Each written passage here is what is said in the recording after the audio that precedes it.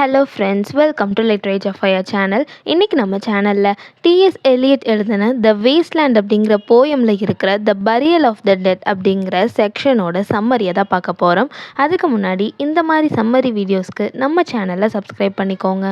அதுக்கு முன்னாடி போயிட்டு பார்த்தோன்னா ஒரு குட்டி இன்ட்ரோ பார்த்துடலாம். இவர் தான் டிஎஸ் எலியட். இவரோட full name Thomas Stearns Eliot.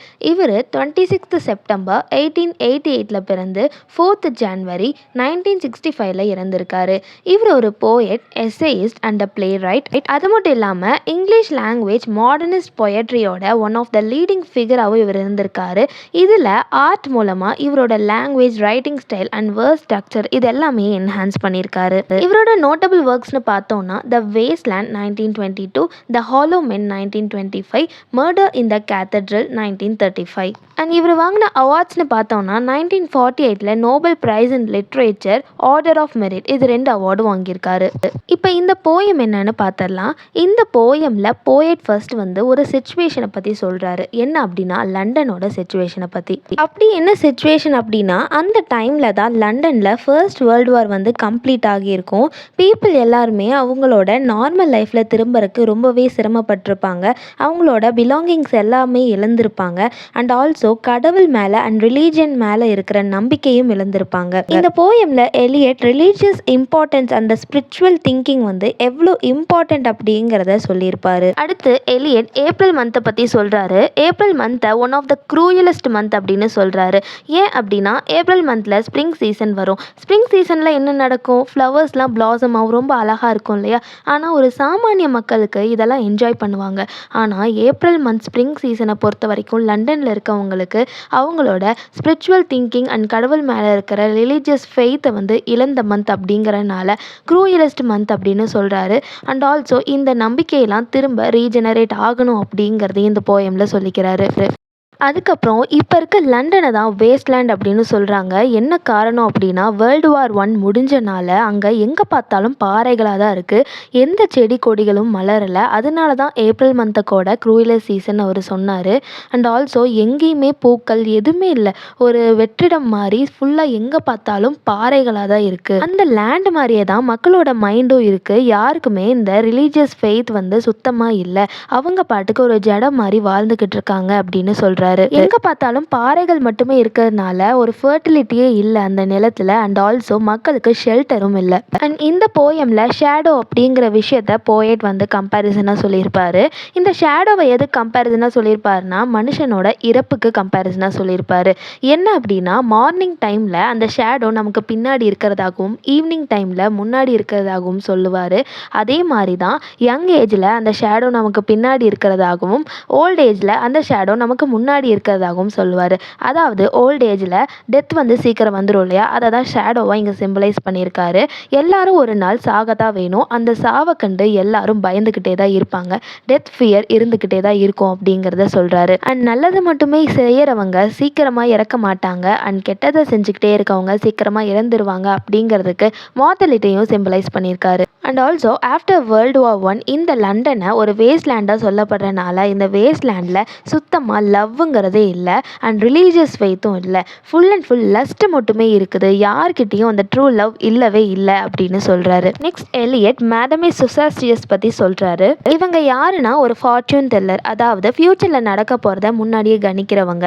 இவங்க கையில் அவங்க வச்சிருக்க கார்ட்ஸை யூஸ் பண்ணி அவங்க கிளைண்ட் கிட்ட பின்னாடி நடக்க போகிறத அவங்க முன்னாடியே கணிச்சு சொல்லிடுவாங்க. இவங்க அப்போ ரொம்ப சிக்னஸால சஃபர் ஆகியிருந்தாங்க. அப்போ அவங்க கிளைண்ட் கிட்ட ஒரு 2 கார்ட்ஸை யூஸ் பண்ணி 2 விஷயங்களை அவங்க ப்ரெடிக்ட் பண்ணி சொல்லுவாங்க.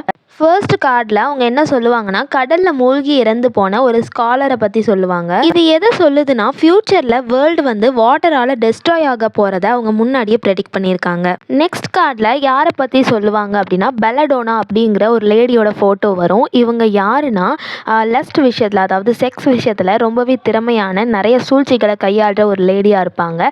இது எதை குறிக்குதுன்னா ஃப்யூச்சரில் லஸ்ட்ஃபுல் தாட்ஸ் அதிகமாக போகுது அப்படிங்கிறத தான் இவங்க முன்னாடியே ப்ரெடிக்ட் பண்ணியிருக்காங்க.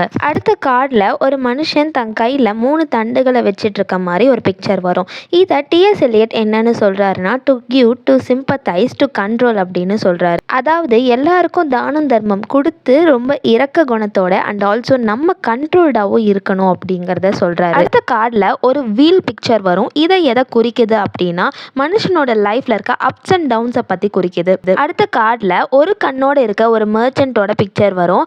இவர் ரிலீஜியஸ் ஃபெய்த், அதாவது கடவுள் நம்பிக்கையை முழுக்க முழுக்க இழந்தவராக இருப்பார். அடுத்து வர கார்டு ரொம்ப பிளாங்காக வரும். இதை எதை ரெப்ரசன்ட் பண்ணுது அப்படின்னா, இப்போ இருக்கிற லண்டன், அதாவது வேஸ்ட்லேண்டர்ஸ் ரொம்ப பிளாங்காக இருக்காங்க இல்லையா ரிலீஜியஸ் மேலே, அதை குறிக்குது. அண்ட் ஃபைனலாக இவங்க என்ன சொல்லுவாங்க அப்படின்னா, இந்த உலகம் வாட்டர் மூலிமா ஒரு டெத்தை அடைய போகுது அப்படின்னு சொல்லுவாங்க. அடுத்து அங்கே இருக்க பீப்புள் எல்லாம் க்ரௌடாக மூவ் ஆன் ஆகிற மாதிரி சொல்கிறாங்க. இது எதை குறிக்குது அப்படின்னா, மாடர்ன் லைஃப்பை குறிக்குது. அண்ட் டிஎஸ் எலியட் இப்போ லண்டனை ஒரு அன்ரியல் சிட்டி அப்படின்னு சொல்லி மென்ஷன் பண்ணுறாரு. ஏன் அப்படின்னா, அங்கே இருக்க மக்கள் எல்லாருமே ஸ்பிரிச்சுவல் பிலீஃபை சுத்தமாக இழந்துட்டாங்க. அவங்க உடம்புல உயிர் இருக்குன்னு தான் பேர், ஆனால் அவங்க ஸ்பிரிச்சுவலாக டெட் ஆகிட்டாங்க அப்படிங்கிறத சொல்கிறாங்க. அண்ட் ஆல்சோ எல்லாரும் கூட்டமாக எங்கே போயிட்டுருக்காங்கன்னா, க்ரௌடாக லண்டன் பிரிட்ஜ் மேலே நடந்து போய்கிட்டு இருக்காங்க. அதுவும் ரொம்ப சோர்வாக தலையை கீழே தொங்க போட்ட மாதிரி நடந்து போய்கிட்டு இருக்காங்க. யாருக்குமே ஒரு ரிலீஜியஸ் ஃபெய்த் இல்லை அப்படிங்கிறத சொல்கிறாரு. கூட்டமாக போய்கிட்டு இருக்க மக்கள் ஒரு சிலர் மவுண்டனை நோக்கி போவாங்க, ஒரு சில ஸ்ட்ரீட்ஸை நோக்கி போவாங்க. அந்த ஸ்ட்ரீட்ஸில் நிறைய ஆஃபீஸஸ் அண்ட் நிறைய பில்டிங்ஸ் எல்லாமே இருக்குது. அங்கே நடந்து போய்கிட்டு இருக்கும்போது அங்கே ஒரு பில்டிங்கில் இருக்க கிளாக்கில் 9 o'clock ஒரு சவுண்ட் வருது, பெல் சவுண்டு. அந்த சவுண்டை கேட்டுட்டு எல்லாருமே இதுதான் நம்ம ரொட்டீனாக வேலைக்கு போகிற டைம் அப்படிங்கிறத உணர்ந்து ரொம்ப ஹேட்ஃபுல்லாக ஃபீல் பண்ணுவாங்க. அந்த கூட்டத்தில் டிஎஸ் எலியட் அவரோட ஃப்ரெண்ட் ஸ்டெப்சனை மீட் பண்ணியிருப்பாரு. ஒரு தடவை ஒரு பேட்டில் முடிஞ்சு இட்டாலியில் இவங்க 2 பேரும் மீட் பண்ணிக்கிட்டு இருக்க சந்தர்ப்பத்தை சொல்கிறாங்க. இப்போ இவரோட ஃப்ரெண்ட் ஸ்டெப்சன் என்ன சொல்லியிருப்பார் அப்படின்னா, அவர் நிறைய பிளான்ஸ் க்ரோ பண்ணணும் அவர் கார்டனில் அப்படின்னு சொல்லி ஆசைப்படுறதா சொல்லியிருப்பாரு. டிஎஸ் எலியட் என்ன சொல்கிறாருன்னா, இங்கே பிளான்ஸ்லாம் க்ரோ ஆக ஆரம்பிச்சிருச்சு எல்லாமே, ஆனால் இந்த வின்டர் தான் எல்லாத்தையும் ஸ்டாப் பண்ணுது, ரொம்ப பெரிய வின்டராக இருக்குது அப்படின்னு சொல்லுவார். ஸோ பிளான்ஸ் வளராமல் இருக்குது இல்லையா, அதை எதோட சிம்பிளைஸ் பண்ணுறாரு அப்படின்னா, ஸ்பிரிச்சுவல் ஃபெய்த்தை இழந்தாங்க இல்லையா அதோட சிம்பிளைஸ் பண்ணுறாரு. ஆனால் ஒரு சில இடத்துல அந்த முளைக்கட்டிய பயிர்கள்லாம் லைட்டாக துளிர் விட்டு வளருது இல்லையா, அதை எதோட சிம்பிளைஸ் பண்ணுறாரு அப்படின்னா, இந்த ஸ்பிரிச்சுவல் ஃபெய்த் ரீஜெனரேட் ஆகிறதோட சிம்பிளைஸ் பண்ணுறாரு. அண்ட் போயட் அவரோட ஃப்ரெண்டு கிட்ட, உன்னோட நாயை நீ ரொம்ப ஜாக்கிரதையாக பார்த்துக்கோ, பக்கத்தில் நெருங்க விடாதன்னு சொல்கிறாரு. ஏன் அப்படின்னா, என்னதான் வளர்த்தவங்களாகவே இருந்தாலும் அந்த நாய் நம்மளை ஏதாவது பண்ணிரும் அப்படின்னு சொல்கிறாரு. ஏன் இப்படி சொல்கிறாரு அப்படின்னு தானே நினைக்கிறீங்க?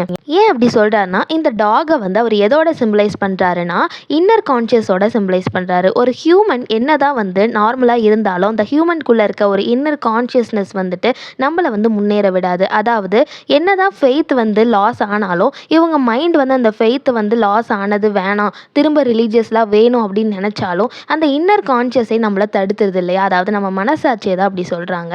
அது மாதிரி தான் டாக்னு சொல்லி டாகை இதோட சிம்பிளைஸ் பண்ணி தான், உன் டாகை உன்கிட்ட நெருங்காமல் பார்த்துக்கோ அப்படின்னு சொல்லி தன்னோட ஃப்ரெண்டு கிட்ட டிஎஸ் எலியட் சொல்லியிருக்காரு. இந்த போயமை எலியட் எப்படி என் பண்ணுறாருன்னா, மை பிரதர் அப்படின்னு சொல்லி அவரோட ஃப்ரெண்டை கூப்பிட்டு என் பண்ணுறாரு. அண்ட் ஆல்சோ என்ன சொல்கிறாரு அப்படின்னா, எப்போதும் இந்த ஸ்பிரிச்சுவல் பிலீஃபை எப்போதும் இழந்துடவே கூடாது. அப்படியே அது ஒரு வேளை இந்த மாதிரி சுச்சுவேஷனில் இழந்தாலும் அதை எப்படியாவது திரும்ப கொண்டு வரணும் அப்படிங்கிறத சொல்கிறாரு. ஸ்பிரிச்சுவல் பிலீஃப் கண்டிப்பாக தேவை. அது இல்லாமல் இருந்தால் இந்த மாதிரி தான் லண்டன் எப்படி வேஸ்ட்லேண்டாக இருக்கோ அந்த மாதிரி தான் வேஸ்ட்லேண்டாக இருக்கும் அப்படிங்கிறதுக்கு ஆதாரமாக தான் இந்த போயம் நம்மளுக்கு பியூட்டிஃபுல்லாக சொல்லுது. த பரியல் ஆஃப் டெட் அப்படிங்கிறது த வேஸ்ட்லேண்ட் போயமில் இருக்க ஒன் செக்ஷன் தான். இதில் நிறைய செக்ஷன்ஸ் இருக்குது, எல்லாமே ரொம்ப பியூட்டிஃபுல்லாக இருக்கும். ஸோ இவ்வளோ தான் இந்த poem. So that was the end of the poem, The Burial of Dead from The wasteland.